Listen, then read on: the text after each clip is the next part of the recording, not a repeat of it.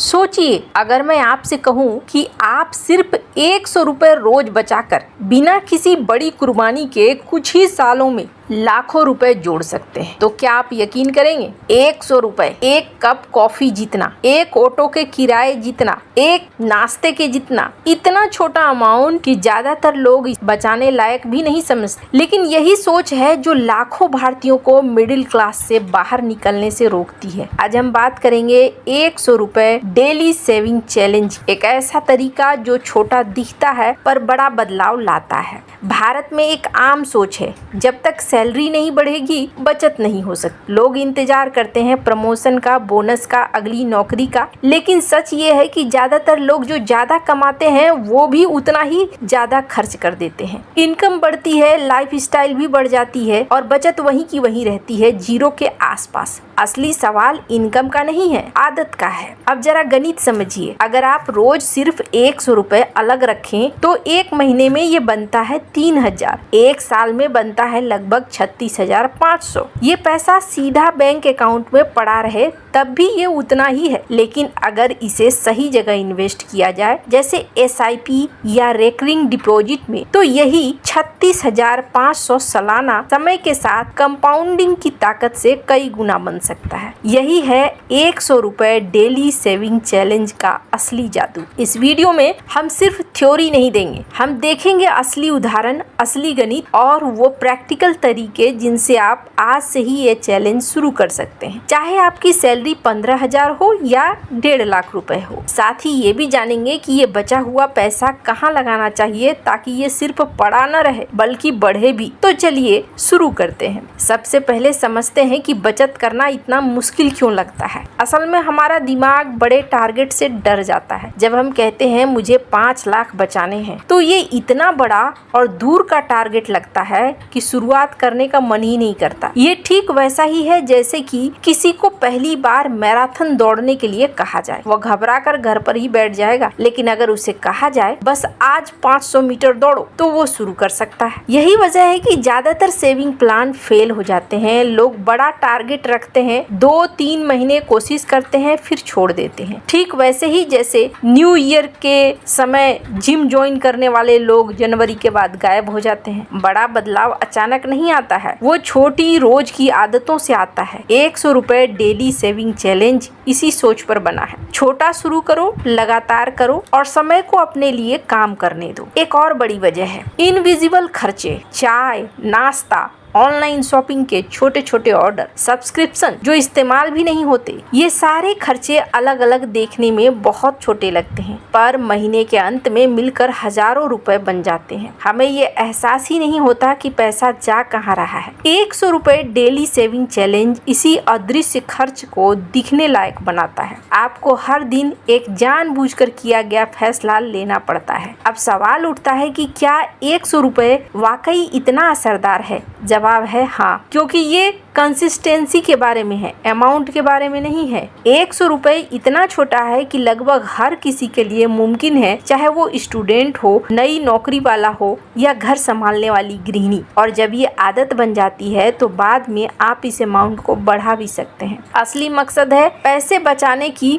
Muscle बनाना। चलिए अब समझते हैं 100 रुपए डेली सेविंग चैलेंज असल में क्या है। नियम बहुत सिंपल है, हर दिन बिना नागा किए 100 रुपए अलग रखिए। ये पैसा किसी अलग बैंक अकाउंट में जा सकता है, किसी डिजिटल गुल्लक ऐप में या फिर घर के एक फिजिकल जार में। शर्त सिर्फ एक ही है, ये पैसा उस दिन के खर्चे में शामिल नहीं होना चाहिए। इसे ऐसे समझिए जैसे ये पैसा आपका है ही नहीं, ये पहले ही किसी और मकसद के लिए तय हो चुका है। इस चैलेंज की खूबसूरती यह है कि ये हर किसी के हिसाब से ढल जाता है। अगर आपकी सैलरी कम है तो शुरुआत 50 रुपए से कर सकते हैं, धीरे धीरे 100 रुपए तक पहुँच सकते हैं। अगर आपकी इनकम ज्यादा है तो इसे 200 या 500 तक बढ़ा सकते हैं। लेकिन असली नियम अमाउंट नहीं बल्कि रोज का कमिटमेंट है। एक दिन भी मिस मत करिए, क्योंकि एक दिन का मिस होना अक्सर पूरी आदत टूटने का शुरुआत बन जाता है। अब सवाल आता है 100 रुपए कहाँ रखें? 3 आसान तरीके हैं। पहला, फिजिकल गुल्लक है या जार है, पुराने जमाने का तरीका आज भी असरदार है क्योंकि पैसे को हाथ से अलग रखने का एक मनोवैज्ञानिक असर होता है। दूसरा, बैंक में एक अलग सेविंग अकाउंट जिसे आप रोजमर्रा के खर्चे वाले अकाउंट से अलग रखें। तीसरा, डिजिटल तरीका, यूपीआई,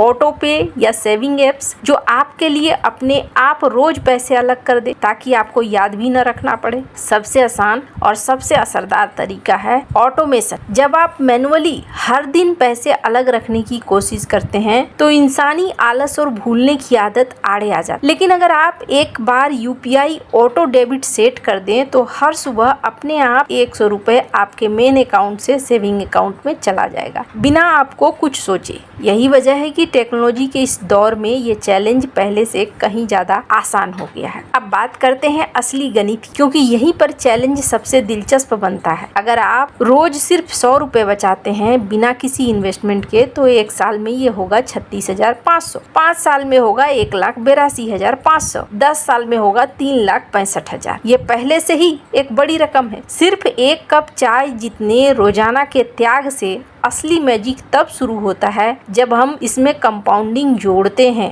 कंपाउंडिंग को आइंस्टीन ने दुनिया का 8वां अजूबा कहा था। ये इसलिए क्योंकि आपका पैसा सिर्फ खुद नहीं बढ़ता, उस पैसे पर मिलने वाला रिटर्न भी आगे रिटर्न कमाने लगता है। मान लीजिए आप ये 100 रुपए रोज का पैसा एक ऐसी एसआईपी में लगाते हैं जो औसतन 12% सालाना रिटर्न देती है, जो कि इक्विटी म्यूचुअल फंड के लॉन्ग टर्म हिस्ट्री में देखा गया है। औसत यही रहा है। तो साल में आपका 3,65,000 का निवेश बढ़कर लगभग 7 लाख से ज्यादा हो सकता है। और अगर आप ये आदत 20 साल तक जारी रखें तो नंबर और भी चौंकाने वाले हो जाते हैं। 12% के औसत रिटर्न पर 100 रुपए रोज की एसआईपी 20 साल में लगभग 90 लाख रुपए से ज्यादा बन सकती। सोचिए, सिर्फ एक कप चाय जितनी रोजाना की बचत और 20 साल बाद आप करोड़पति के करीब पहुंच सकते हैं। यही है समय और कंपाउंडिंग की असली ताकत, जिसे ज्यादातर लोग कभी इस्तेमाल ही नहीं करते। यहाँ एक जरूरी बात समझनी है, ये सारा गणित रिटर्न्स के औसत अनुमान पर आधारित है। मार्केट में उतार चढ़ाव आता रहता है। कोई गारंटी नहीं है कि हर साल 12% रिटर्न ही मिलेगा, पर लंबे समय में यानी 10, 15, 20 साल के नजरिए से इक्विटी मार्केट्स का ट्रेंड ऐतिहासिक रूप से ऊपर की तरफ रहा है। इसलिए ये चैलेंज सिर्फ बचत का नहीं बल्कि समय को अपने साथ रखने का भी गेम है। अब तुलना करते हैं, अगर आप यही पैसा बैंक की सेविंग अकाउंट्स में रखें जहां आमतौर पर सालाना 3 से 4% ब्याज मिलता है तो 20 साल में ये लगभग 10 से 11 लाख के आसपास होगी। वहीं अगर आप इसे इक्विटी एसआईपी में लगाते हैं तो ये 90 लाख तक पहुंच जाएगी। फर्क साफ है, पैसा कहाँ रखा है ये उतना ही मायने रखता है जितना पैसा बचाना है। इसलिए सिर्फ बचाना काफी नहीं है, बचत को सही जगह लगाना जरूरी है। अगर आपका गोल शॉर्ट टर्म है, जैसे 1 से 2 साल में इमरजेंसी फंड बनाना, तो रेकरिंग डिपॉजिट या हाई इंटरेस्ट सेविंग अकाउंट्स बेहतर है क्योंकि वहाँ पैसा सुरक्षित है। लेकिन अगर आपका गोल लॉन्ग टर्म है, जैसे 10, 15, 20 साल बाद एक बड़ा फंड बनाना, तो इक्विटी एसआईपी जैसे विकल्प बेहतर ग्रोथ दे सकते हैं। सही टूल चुनना सही गोल पर निर्भर करता है। चलिए अब प्रैक्टिकल तरीकों की बात करते हैं। असल में ये चैलेंज कैसे शुरू करें। पहला तरीका है यूपीआई ऑटो पे। आजकल लगभग हर बैंक ऐप और फोन पे, गूगल पे, पेटीएम जैसे प्लेटफॉर्म पर आप एक ऑटो पे या स्टैंडिंग इंस्ट्रक्शन सेट कर सकते हैं जो हर दिन एक तय समय पर 100 रुपए आपके मेन अकाउंट से एक अलग सेविंग अकाउंट में ट्रांसफर कर देगा। ये सबसे ज्यादा भरोसेमंद तरीका है क्योंकि इसमें आपकी इच्छा शक्ति की जरूरत नहीं पड़ती है। दूसरा तरीका है डिजिटल गुल्लक एप्स, जैसे कुछ फिटनेस ऐप जो आपको राउंड अप सेविंग्स का फीचर देते हैं। इसमें हर बार जब आप कोई खर्च करते हैं तो ऐप उस अमाउंट को नजदीकी राउंड फिगर में राउंड अप कर देता है और बचा हुआ अंतर अपने आप सेविंग्स में डाल देता है।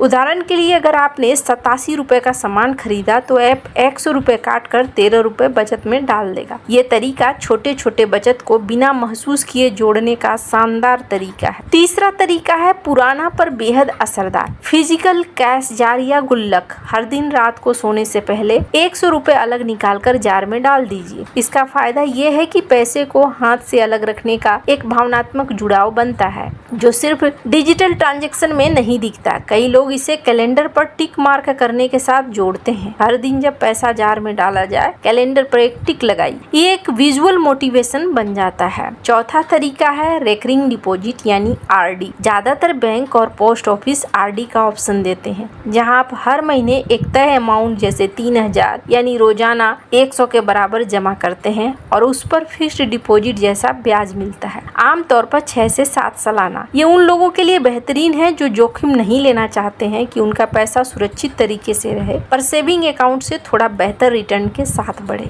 पांचवा और सबसे पॉपुलर तरीका है एसआईपी यानी systematic investment plan mutual fund में। आप हर महीने के 3000 को किसी index fund diversified equity fund में लगा सकते हैं। ये उन लोगों के लिए है जो थोड़ा जोखिम लेने को तैयार है ताकि लंबे समय में बेहतर रिटर्न पा सके। ध्यान रहे एसआईपी मार्केट से जुड़ा होता है, इसलिए शॉर्ट टर्म में उतार चढ़ाव आ सकता है, लेकिन 10, 15, 20 साल के नजरिए से ये सबसे असरदार साबित होता आया है। अब सवाल है इनमें से कौन सा तरीका आपके लिए सही है? इसका जवाब आपके गोल और रिस्क लेने की क्षमता पर निर्भर करता है। अगर आप बिल्कुल नए हैं और सिर्फ आदत बनाना चाहते हो तो शुरुआत फिजिकल जार या अलग सेविंग अकाउंट से कीजिए। जब आदत पक्की हो जाए तो धीरे धीरे आरडी या एसआईपी के तरफ बढ़िए। जरूरी नहीं है कि आप एक ही तरीका चुनिए, आप शुरुआती महीनों में जार से शुरू करने के बाद भी एसआईपी पर शिफ्ट कर सकते हैं। अब मिलते हैं 2 किराएदारों से जो इस चैलेंज को अलग अलग तरीके से अपनाते हैं। पहला है प्रिया, 24 साल की, एक प्राइवेट कंपनी में जूनियर एग्जीक्यूटिव, सैलरी है 25,000 रुपए महीना। दूसरा है रोहन, 26 साल का, एक स्टार्टअप में काम करता है, सैलरी है 45,000 रुपए महीना। दोनों ने एक ही दिन ये 100 डेली सेविंग चैलेंज शुरू किया, लेकिन उनकी सोच और अनुशासन में फर्क था और यही फर्क आगे चलकर बड़ा अंतर बना देती है। प्रिया ने पहले ही दिन यूपीआई ऑटो पे सेट कर दिया। हर सुबह 8 बजे 100 रुपए अपने आप उसके मेन अकाउंट से एक अलग सेविंग अकाउंट में चला जाता है। उसने इसे देखा ही नहीं क्योंकि ये पूरी तरह ऑटोमेटिक था। 3 महीने बाद उसने इस जमा हुए पैसे को एक इंडेक्स फंड में ट्रांसफर करना शुरू कर दिया। उसने कभी इस आदत को तोड़ा नहीं क्योंकि उसे इसके बारे में सोचना ही नहीं पड़ता था। वहीं रोहन ने सोचा मुझे ऑटोमेशन की जरूरत नहीं, मैं खुद डिसिप्लिन में रहूंगा। उसने मैनुअली हर दिन पैसे अलग रखने की कोशिश की। पहले 2 हफ्ते सब ठीक रहा, लेकिन फिर ऑफिस का काम बढ़ा, दोस्तों के साथ पार्टी हुई और कुछ दिन वो भूल गया। भूलने की भरपाई करने के बजाय उसने सोचा कल कर लूंगा और धीरे धीरे ये आदत ढीली पड़ गई। 3 महीने में उसने सिर्फ 40 दिन ही पैसे अलग रखे, बाकी दिन मिस हो गया। 1 साल बाद फर्क साफ दिखने लगा। प्रिया के पास पूरे 365 दिनों की बचत थी, पूरे 36,500 जो उसने एसआईपी में लगाए और मार्केट ग्रोथ के अनुसार उसकी वैल्यू 29,000 के करीब पहुंच गई। दूसरी तरफ रोहन के पास सिर्फ अनियमित बचत के कारण लगभग 18,000 से 20,000 जमा हुए, जो सामान्य सेविंग अकाउंट्स में बिना किसी ग्रोथ के इनकम ज्यादा होने के बावजूद अनुशासन की कमी होने की वजह से रोहन पीछे रह गया। ये कहानी हमें एक जरूरी सबक देती है। बचत की असली ताकत सिर्फ इनकम में नहीं बल्कि सिस्टम और कंसिस्टेंसी में है। रोहन प्रिया से ज्यादा कमाता था फिर भी पीछे रह गया क्योंकि उसने अपनी बचत को इच्छा शक्ति पर छोड़ दिया। प्रिया ने अपनी बचत को एक सिस्टम बना दिया जिसमें इच्छा शक्ति की कोई भूमिका ही नहीं। यही अंतर है एक कोशिश करने वाले और आदत बना लेने वाले इंसान में। इस सबक को सीखकर रोहन ने भी अपनी गलती सुधारी। उसने 1 महीने बाद यूपीआई ऑटो पे सेट कर दिया, अपनी सेविंग को ऑटोमेटिक बना दिया और खुद को दोष देने के बजाय सिस्टम पर भरोसा करना शुरू कर दिया। अगले साल तक उसकी बचत भी प्रिया की जितनी ही मजबूत हो गई। ये दिखाता है कि गलती सुधारने में कभी देर नहीं होती है, बस सही सिस्टम अपनाने की जरूरत है। 5 साल बाद दोनों की सेविंग लगभग 2 लाख रुपए के आसपास पहुंची। दोनों ने इसे एसआईपी में इन्वेस्ट किया और सबसे बड़ा फर्क ये था कि प्रिया के पास 5 साल का पूरा बिना रुके हुए कंपाउंडिंग का फायदा था, जबकि रोहन का पहला साल लगभग बर्बाद हो गया। समय में लिया गया 1 साल का ब्रेक आगे चल लाखों रुपयों के फर्क में बदल सकता है। ये कंपाउंडिंग की सच्चाई है। अब बात करते हैं उन आम रुकावटों की जो ज्यादातर लोगों को इस चैलेंज से रोकती है। पहली रुकावट है महीने के आखिरी दिनों में पैसे ही नहीं बचते। ये एक बहुत आम समस्या है, खासकर उन लोगों के लिए जिनकी सैलरी महीने के शुरुआत में होती है और महीने के अंत तक खर्च हो जाती है। इसका हल है पैसा बचाने को खर्च से पहले रखिए, बाद में नहीं। जैसे ही सैलरी आए सबसे पहले उस महीने का पूरा 3,000 निकाल दीजिए, फिर बाकी बजट प्लान कीजिए। दूसरी रुकावट है अनियमित इनकम। फ्रीलांसरों, छोटे दुकानदारों या कमीशन पर काम करने वालों के लिए हर महीने एक जैसी इनकम नहीं होती है। इसके लिए ठीक 100 का रूल रोज कड़ा हो सकता है। इसका हल है फ्लेक्सिबल टारगेट रखिए। जिस दिन कमाई ज्यादा हो उस दिन 200-300, जिस दिन कमाई कम हो उस दिन 50 रुपए। महीने के अंत में 100 रुपए रोज का टारगेट पूरा करने की कोशिश कीजिए, दिन प्रतिदिन कठोरता के बजाय। तीसरी रुकावट है इमोशनल स्पेंडिंग। तनाव में आए, बोर हो रहे हैं, सोशल मीडिया पर दोस्तों की लाइफ स्टाइल देखी और हमने खर्चा कर दिया जिस खर्चे की कोई जरूरत नहीं थी। चौथी रुकावट मोटिवेशन की कमी। शुरुआत में उत्साह बहुत होता है पर कुछ हफ्तों बाद ठंडा हो जाता है। इसका हल है प्रोग्रेस को विजुअल बनाइए। एक कैलेंडर पर हर दिन टिक मार्क कीजिए या सेविंग ऐप का ग्राफ देखिए। इसे बढ़ता हुआ दिखे तो इंसान आगे भी काम करना जारी रखता है। अब बात करते हैं एक बार जब ये पैसा जमा होने लगे तो इसे मैनेज कैसे करें। एक अच्छा तरीका है अपनी सेविंग को गोल्स के हिसाब से बांटिए। जैसे पहले 3 महीने की बचत यानी लगभग 9,000 इमरजेंसी फंड के तौर पर एक हाई इंटरेस्ट सेविंग अकाउंट में रखिए जो तुरंत निकाला जा सके। इसके बाद जो भी बचत हो उसे लॉन्ग टर्म गोल्स के लिए SIP या RD में डालना शुरू कर दीजिए। इमरजेंसी फंड क्यों जरूरी है यह मैंने पहले भी बताया है। कभी मेडिकल इमरजेंसी आ जाती है, जो आपने नहीं सोचा है वैसा खर्चा आ जाता है। उस समय बहुत सारे लोग पर्सनल लोन के चक्कर में फंस जाते हैं जिनका ब्याज ही 15 से 40% हो जाता है। अगर आपके पास पहले से एक इमरजेंसी पैसा बचा हुआ है तो आपको लोन लेने की जरूरत नहीं होगी, किसी से उधार लेने की जरूरत नहीं होगी। तो यहाँ पर 100 रुपया डेली सिर्फ अमीर बनने का नहीं बल्कि फाइनेंशियल सिक्योरिटी का भी जरिया है। एक बार इमरजेंसी फंड तैयार हो जाए तो अगला कदम है बड़े गोल्स तय करना। शायद आप एक नई बाइक खरीदना चाहते हैं, विदेश यात्रा करना चाहते हैं, अपनी शादी के लिए पैसे जोड़ना चाहते हैं या रिटायरमेंट के लिए एक बड़ा फंड बनाना चाहते हैं। हर गोल के लिए अलग SIP शुरू कीजिए ताकि आप ट्रैक कर सके कि कौन सा पैसा किस मकसद के लिए बढ़ रहा है। ये न सिर्फ ट्रैकिंग आसान बनाता है बल्कि मोटिवेशन भी बनाए रखता है क्योंकि आप हर गोल की प्रगति अलग से देख सकते हैं। कुछ लोग पूछते हैं क्या मुझे टैक्स सेविंग में इंस्ट्रूमेंट्स को शामिल करना चाहिए? हाँ, अगर इनकम टैक्स के दायरे में आप आते हैं तो PPF, ELSS, mutual fund, NPS ये सारे हैं जहां आपको छूट भी मिलती है, टैक्स भी बचता है। अब एक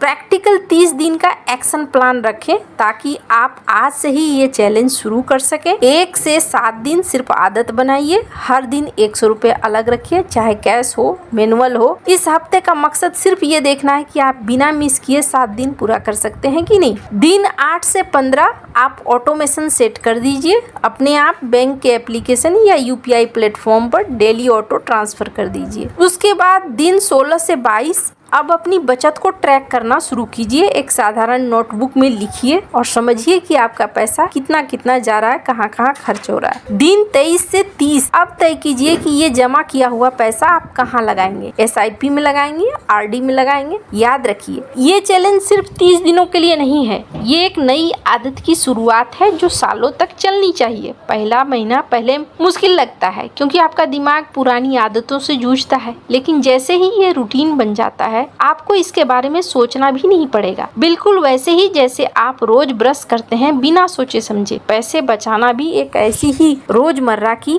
आदत बन सकती है। आखिर में एक जरूरी बात, 100 रुपए डेली सेविंग चैलेंज का मकसद सिर्फ पैसे जमा करना नहीं, ये आपको सिखाता है कि आप अपने पैसों पर कंट्रोल कर सकते हैं, चाहे आपकी इनकम कितनी भी हो, और आप अपने भविष्य के फाइनेंशियल फ्यूचर को खुद कंट्रोल कर सकते हैं। किसी के भरोसे नहीं रह सकते हैं। तो आज ही शुरुआत कीजिए। अभी अपना फोन उठाइए, एक अलग सेविंग अकाउंट खोलिए, एक जार निकालिए, 100 रुपए अलग रख दीजिए। ये छोटा सा कदम अगले कुछ सालों में आपकी पूरी फाइनेंशियल लाइफ को बदल देगा। अगर आपको ये वीडियो पसंद आया तो इसे लाइक और शेयर कीजिए और कमेंट में बताइए क्या आज आप शुरू करेंगे 100 डेली सेविंग चैलेंज।